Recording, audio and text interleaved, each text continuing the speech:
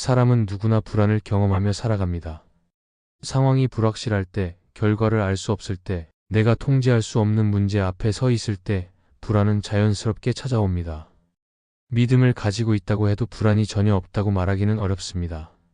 때로는 기도하는 사람의 마음에도 여전히 불안이 남아있고, 말씀을 붙드는 순간에도 두려움이 스며듭니다. 그러나 중요한 것은 불안이 있다는 사실보다 불안을 어떻게 바라보고 다루느냐에 있습니다. 하나님은 우리의 불안을 외면하지 않으시고 오히려 그 불안을 통해 더 큰 은혜를 주십니다. 오늘은 하나님을 믿는데도 불안이 사라지지 않을 때 우리가 무엇을 기억해야 하는지 함께 나누고자 합니다. 첫째, 불안은 믿음이 없는 증거가 아니라 기도해야 할 자리임을 기억해야 합니다. 많은 신앙인들이 불안이 마음에 찾아오면 스스로를 책망하곤 합니다.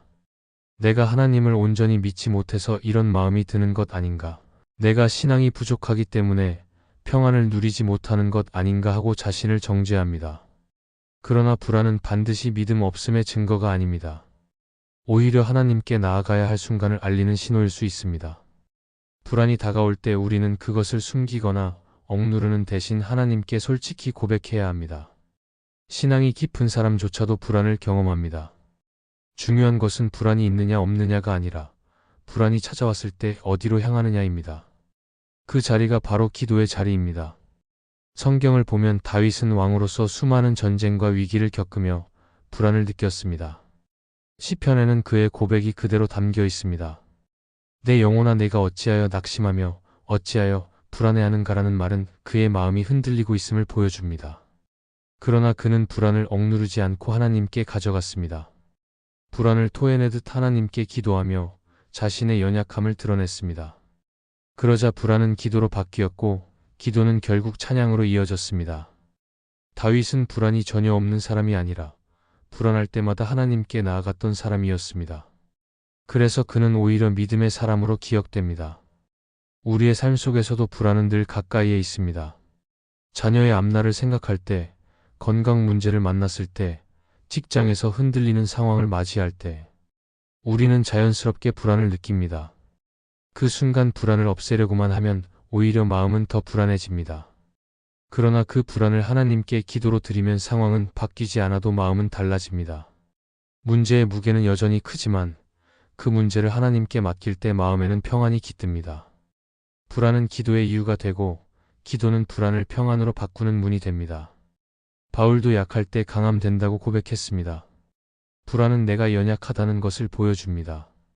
그러나 그 연약함은 곧 하나님의 강하심을 체험할 기회가 됩니다. 불안을 느낀다고 해서 믿음이 없는 것이 아닙니다. 오히려 불안을 통해 내가 하나님 없이는 살 수 없다는 사실을 인정하고 하나님께 더 가까이 나아간다면 그 불안은 믿음을 무너뜨리는 것이 아니라 믿음을 자라게 하는 도구가 됩니다.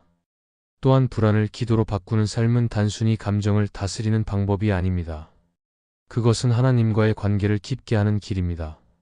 사람들은 흔히 불안을 줄이기 위해 상황을 바꾸려고 애쓰지만 불안이 해결되는 길은 문제를 없애는 데 있지 않습니다. 하나님이 문제보다 크신 분임을 바라보는 데 있습니다. 기도는 문제의 크기를 줄이지 않아도 하나님의 크심을 보게 만듭니다. 그러므로 불안할수록 문제를 붙드는 것이 아니라 하나님을 붙드는 훈련이 필요합니다. 불안을 느낄 때 기도로 나아가는 삶은 우리를 자유롭게 합니다. 억누른다고 불안이 사라지지 않지만 하나님께 솔직히 드리면 불안은 평안으로 바뀝니다. 하나님은 우리의 불안을 책망하지 않으시고 오히려 그 불안을 통해 더 가까이 오라고 초대하십니다. 그래서 불안은 신앙의 실패가 아니라 기도의 기회입니다. 믿음의 사람은 불안이 없는 사람이 아니라 불안할 때마다 하나님께 달려가는 사람입니다. 하나님께 불안을 맡길 때 우리의 마음은 자유로워지고 믿음은 더욱 단단하게 세워집니다. 둘째, 불안은 우리의 한계를 보여주지만 하나님은 그 한계를 채우십니다. 사람은 누구나 한계를 가지고 살아갑니다. 아무리 강한 사람도 지칠 때가 있고 아무리 지혜로운 사람도 알지 못하는 문제가 있습니다. 우리는 한계를 인정하기 싫어서 더 애쓰고 더 붙들고 더 통제하려 하지만 결국 불안은 그 한계 앞에서 드러납니다. 내가 할 수 있는 것과 할 수 없는 것이 분명히 갈릴 때 불안이 찾아옵니다. 그러나 하나님을 믿는 사람은 불안 속에서 자신의 한계를 절망으로만 보지 않습니다. 오히려 그 한계를 통해 하나님께서 일하실 자리를 발견하게 됩니다. 불안은 내가 부족하다는 증거이기도 하지만 동시에 하나님이 채우신다는 약속을 붙잡을 기회이기도 합니다. 이스라엘 백성이 출애굽 후 광야를 걸어갈 때를 떠올려 보면 이 원리를 알 수 있습니다. 그들은 광야에서 물이 부족하고 음식이 떨어질 때마다 불안했습니다. 그러나 그 불안은 결국 하나님의 공급을 경험하는 자리가 되었습니다. 하늘에서 만나가 내렸고 바위에서 물이 터졌습니다. 그들의 한계가 드러나는 순간마다 하나님은 새로운 방식으로 채워주셨습니다. 만약 그들이 모든 것을 스스로 해결할 수 있었다면 하나님의 능력을 체험하지 못했을 것입니다. 불안은 그들의 한계를 드러냈지만 동시에 하나님의 충만하심을 드러내는 무대가 되었습니다. 우리의 삶도 이와 같습니다. 내가 계획한 대로 되지 않을 때 불안은 커집니다. 그러나 바로 그 순간 하나님은 우리의 한계를 통해 일하십니다. 불안 속에서 기도할 때 우리는 비로소 하나님께 의지하게 됩니다. 내 능력이 더 이상 통하지 않을 때 하나님의 능력이 드러나기 시작합니다. 불안은 내가 끝났다는 신호가 아니라 하나님이 시작하신다는 신호입니다. 현실 속에서 우리는 종종 불안을 나쁜 것으로만 여깁니다. 그러나 불안은 내가 완벽하지 않다는 것을 인정하게 하고 하나님 없이는 살 수 없다는 사실을 고백하게 만듭니다. 이 고백은 신앙의 가장 중요한 출발점입니다. 내 힘이 아니라 하나님의 은혜로 살아간다는 사실을 깨닫는 순간 불안은 절망이 아니라 은혜의 문으로 바뀝니다. 사람의 한계가 분명히 드러날수록 하나님의 은혜는 더욱 크게 나타납니다. 불안이 찾아올 때 우리는 두 가지 선택을 할 수 있습니다. 하나는 스스로를 더 붙들며 불안을 감추고 억누르는 것입니다. 다른 하나는 그 불안을 인정하고 하나님께 맡기는 것입니다. 첫 번째 길은 더 큰 불안으로 이어지지만 두 번째 길은 평안으로 이어집니다. 내가 부족함을 인정할 때 하나님이 채우시는 은혜를 경험하게 됩니다. 바울이 내 은혜가 내게 족하다는 말씀을 들었을 때 그는 자신의 한계가 사라진 것이 아니라 여전히 남아있음을 알았습니다. 그러나 그 한계 속에서 하나님의 능력이 채워진다는 것을 깨달았습니다. 따라서 불안은 우리를 무너뜨리는 벽이 아니라 하나님을 만나는 다리가 될 수 있습니다. 내가 할 수 없는 그 자리에 하나님이 일하십니다. 내가 해결할 수 없는 문제 때문에 불안하지만 바로 그 때문에 하나님께서 내 삶에 개입하십니다. 한계를 깨닫지 못하면 하나님의 은혜를 경험할 수 없습니다. 불안은 내 한계를 보여주지만 동시에 하나님의 능력을 맛보게 합니다. 결국 불안은 나를 절망하게 하는 것이 아니라 하나님을 의지하게 하는 자리로 이끕니다. 내가 부족하다는 사실은 슬픈 소식이 아니라 하나님께서 일하신다는 복된 소식입니다. 그래서 불안이 몰려올 때 우리는 좌절할 이유가 없습니다. 오히려 하나님께 나아가 그분이 어떻게 내 한계를 채우실지를 기대하며 기다릴 수 있습니다. 하나님은 오늘도 불안 속에 있는 우리의 삶을 외면하지 않으시고 그 빈자리를 은혜로 채우십니다. 불안이 드러나는 자리마다 하나님의 충만하심이 드러날 것입니다.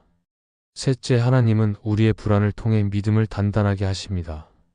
사람의 마음은 평안할 때보다 흔들릴 때 더 깊이 성장합니다. 모든 것이 잘 되고 문제가 없을 때에는 신앙이 쉽게 안일해지고 하나님을 찾는 간절함도 줄어들 수 있습니다. 그러나 불안이 다가오면 우리는 자연스럽게 하나님을 바라보게 되고 그 과정에서 믿음은 더욱 단단해집니다. 하나님은 우리의 불안을 그냥 두지 않으시고 그것을 사용하셔서 신앙을 세우십니다. 그래서 불안은 반드시 피해야 할 것이 아니라 믿음을 훈련하는 기회가 될 수 있습니다. 성경 속 한나의 이야기는 이 사실을 잘 보여줍니다. 그는 자녀가 없어 깊은 불안을 느꼈고 그 불안은 그의 삶 전체를 무겁게 만들었습니다. 그러나 한나는 그 불안을 억누르지 않고 하나님께 기도로 토해냈습니다. 눈물로 성전에서 하나님께 부르짖으며 자신의 마음을 쏟아냈습니다. 그 과정 속에서 한나의 믿음은 점점 깊어졌습니다. 불안이 기도가 되었고 기도가 믿음을 단단하게 만들었습니다. 결국 하나님께서는 사무엘을 주셔서 응답하셨지만 그보다 더 중요한 것은 한나가 불안을 통해 하나님을 더 신뢰하게 된 것입니다. 하나님은 불안을 통해 믿음을 자라게 하신다는 사실을 보여주신 것입니다. 우리의 삶 속에서도 불안은 자주 다가옵니다. 장래에 대한 두려움, 관계에서의 갈등, 건강과 재정 문제 등 다양한 불안이 우리의 마음을 흔듭니다. 그러나 그 불안 때문에 하나님께 무릎 꿇고 말씀을 붙들고 기도를 깊이 하게 됩니다. 그렇게 불안은 신앙을 연단하는 도구가 됩니다. 마치 운동할 때 근육이 저항을 통해 단단해지듯 믿음도 불안이라는 저항 속에서 더욱 강해집니다. 하나님은 불안을 허락하셔서 우리가 단순히 안일한 신앙인이 아니라 견고한 믿음의 사람으로 자라도록 이끄십니다. 불안은 또한 우리의 시선을 바꾸게 합니다. 평소에는 나의 능력과 자원을 의지하던 사람이 불안을 만나면 자신이 한계에 있음을 깨닫습니다. 그때 비로소 하나님께 의지하게 되고 그 순간 믿음이 성장합니다. 그래서 불안은 믿음의 뿌리를 더 깊게 내리는 기회가 됩니다. 내가 내 힘으로 서 있는 것이 아니라 하나님의 은혜로 서 있다는 사실을 확인하게 됩니다. 불안은 우리를 무너뜨리는 것이 아니라 오히려 하나님을 붙들게 하는 역할을 합니다. 또한 불안은 공동체 안에서의 믿음을 세우기도 합니다. 혼자 감당하기 어려운 불안을 형제 자매들과 함께 나눌 때 서로의 기도가 힘이 되고 하나님의 위로를 경험하게 됩니다. 그렇게 불안은 공동체의 믿음을 단단하게 하고 함께 서게 만드는 통로가 됩니다. 개인의 불안이 공동체의 기도로 이어지고 공동체의 믿음을 굳게 세우는 도구로 사용됩니다. 따라서 불안은 단순히 제거해야 할 감정이 아닙니다. 하나님은 그 불안을 통해 우리의 믿음을 성장시키십니다. 불안이 찾아올 때마다 하나님을 더 의지하고 기도할 수 있다면 그 불안은 오히려 축복의 기회가 됩니다. 문제는 불안이 사라지느냐가 아니라 불안을 통해 내가 하나님께 더 가까이 나아가느냐입니다. 믿음을 가진 사람도 불안을 느낄 수 있습니다. 그러나 불안이 믿음을 무너뜨리지 못하도록 하나님께 맡길 때 오히려 믿음은 단단하게 세워집니다. 결국 하나님은 불안을 통해 우리를 성숙하게 하시고 믿음을 견고하게 하십니다. 평안한 시간보다 불안한 시간 속에서 더 깊은 신앙이 자랍니다. 불안은 약점이 아니라 훈련의 장입니다. 하나님을 바라보고 그분께 기도하는 사람은 불안을 통해 믿음을 단단히 세우며 더 큰 은혜를 경험하게 됩니다. 넷째, 하나님은 불안을 통해 세상의 평안과 다른 참된 평강을 보여주십니다.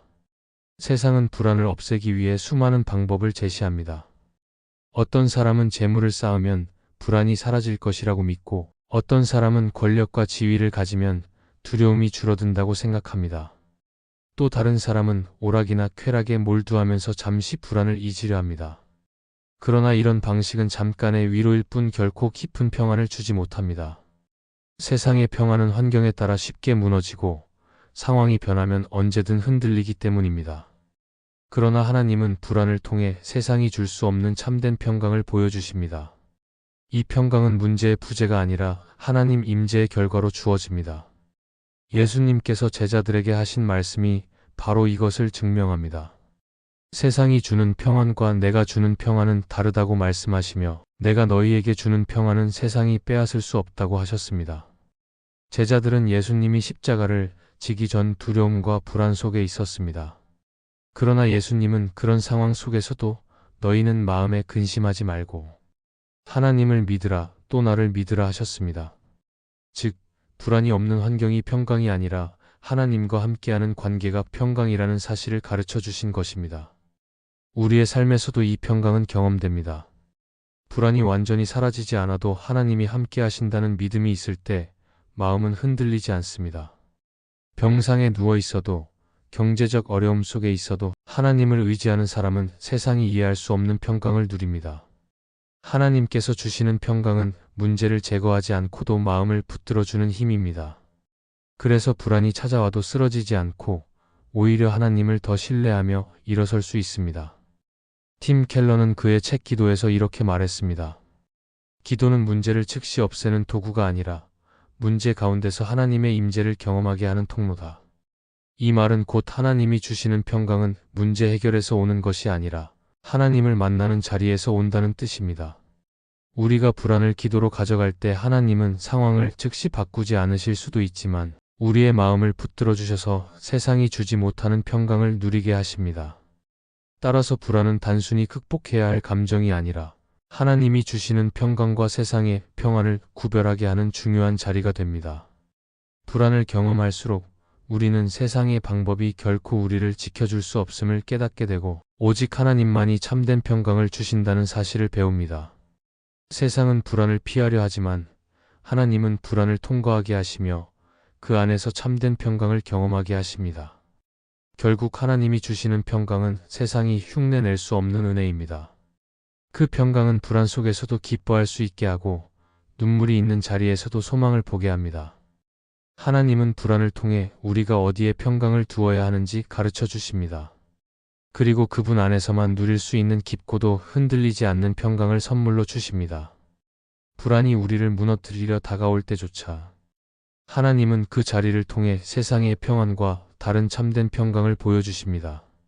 불안은 우리의 마음을 흔들지만 하나님은 그 불안을 통해 오히려 더 큰 은혜를 보여주십니다. 불안이 사라지지 않아도 하나님이 함께 하신다는 사실을 붙들면 마음은 평강을 누릴 수 있습니다. 오늘도 불안에 묶이지 말고 그 불안을 하나님께 맡기며 참된 평안을 경험하는 삶을 살아가야 합니다. 이 말씀이 마음의 은혜가 되셨다면 좋아요와 구독으로 함께 해주세요.